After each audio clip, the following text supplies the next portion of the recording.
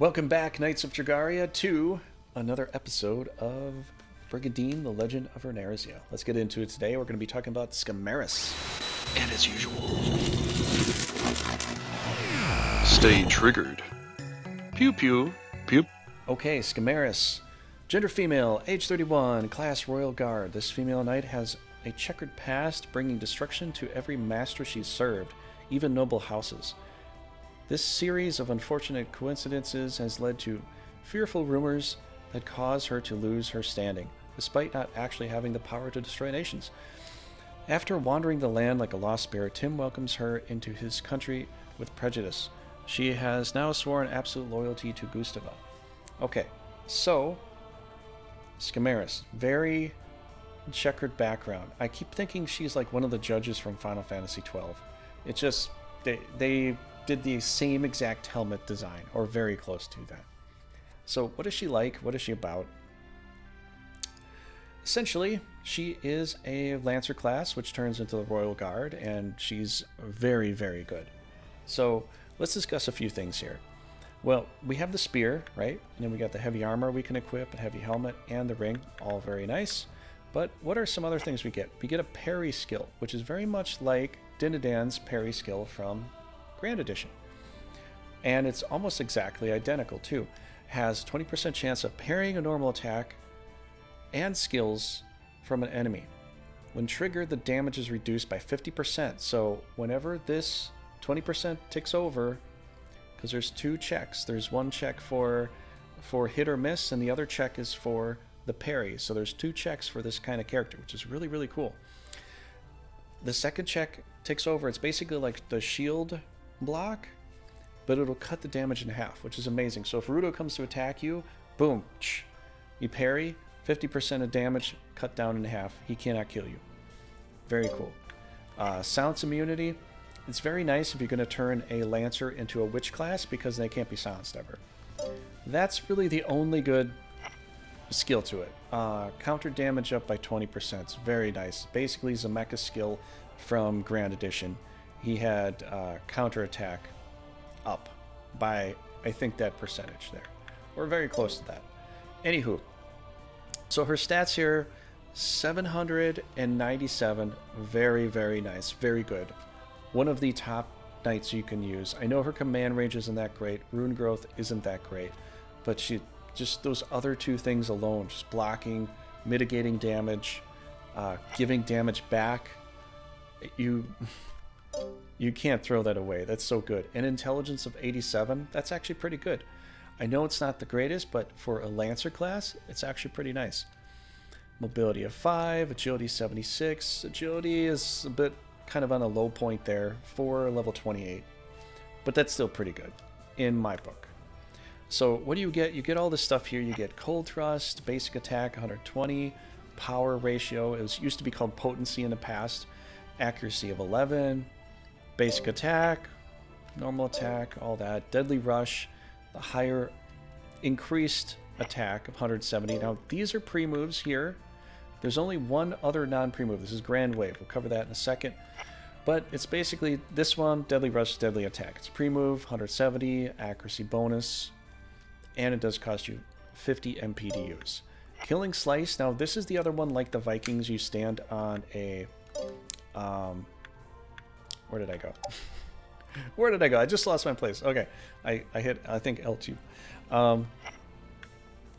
So, Killing Slice, essentially, you stand on a space, because these characters do prefer swamp, which is water. So you can be an ocean, swamp, lake, whatever. It doesn't matter. Just water. Just remember water.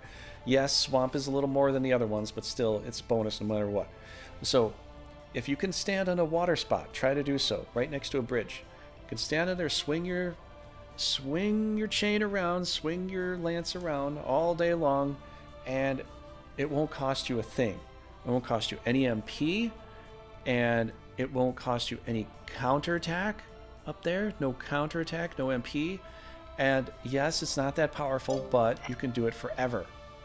It'll never miss. Now, the thing is, don't put your guys right next to her when she's doing it too, because she'll hit them too.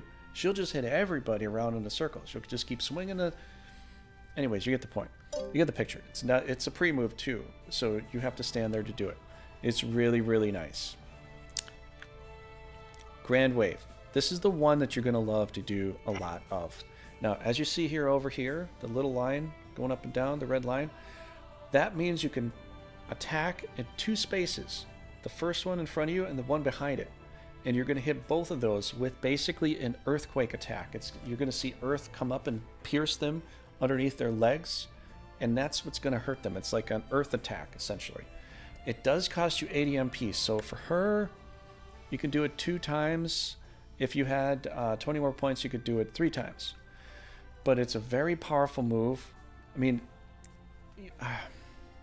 okay, maybe it's not a very powerful move, but it's a powerful move because, yes, it's the same power as Cold Thrust, but it is 2 more blue orbs, so it's a little more powerful in that sense because each orb adds a little tick of extra percentage damage onto it, which is really nice. This is not a counterable move, and is not a pre-move. It's very nice.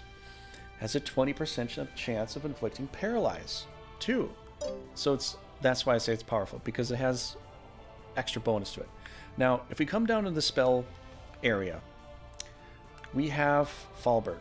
This is the only way you can get Fallberg, and the only reason you want to get Fallberg for a witch is to put her into this class, to get this class, to go through all this stuff to get Fallberg, and then pull them back into the witch class.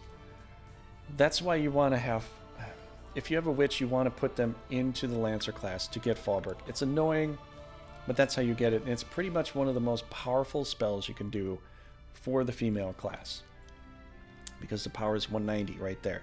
It's basically never misses to a single enemy unit within a 2 hex radius, 2 spaces away. It costs 135. It's kind of cheap compared to some of the other higher attacks, and it does a lot of damage. Now, she'll be able to do damage with it, but if she had a higher intelligence, the other thing you could do as well, instead of getting her gear to increase MP or HP, you could get her gear that increases her INT, which will make the spell very, very powerful. It's very nice. The other thing here is resist. So magic resistance, 4 hex radius, last 3 turns. Just basically like protect spell, but for magic, essentially. Pretty cheap, 49, you can use that. And spell break, this is the other one too. Yeah, all these are pre-moves as well. But spell break pretty much just stops you from being weakened. If they put weaken on you, you do spell break and it turns that off. So spell break is a little tricky because in the past, weakness could be cleansed with a cure spell, but now weakness has to be cleansed with a spell break spell. Costs 47 MP to do. And that's pretty much that. As far as how I think I like to use Scymerius, I do like to use her a lot. Lancers in this game are so awesome. They're way better than they were in Grand Edition. Grand Edition is a little tricky, but here, they're very powerful. Basically, they're like the Paladin class. Just, they don't heal. The only thing they do is they give off extra counter damage, so they're very good for that. It's basically like a Viking, instead of being... If you think like Final Fantasy terms, like Final Fantasy 14. Final Fantasy 14, if I had to compare that with a Viking, the Viking would be the warrior, and the Lancer class here would be the Paladin. If I had to, I know there's a Paladin class in here too, but I'm just thinking a little bit outside the box as far as certain things are concerned. Because the Viking does swing around as well, but they come with a lot of jacked up hit points. So yeah, you give her some gear, her defense will go through the roof. It'll be very hard to kill her. You give her some INT, and then you can drop that. You can drop that bomb of Fallberg, which is always fun to watch. It's one of my favorite spells to see.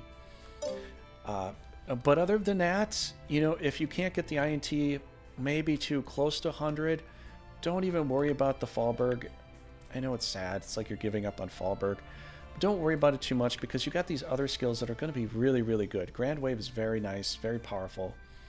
And Deadly Rush is whenever you need to kill something. I need to kill it. Can Deadly Rush do it? Yeah? Okay, go for it. It's only 50 MP, and boom, you're done.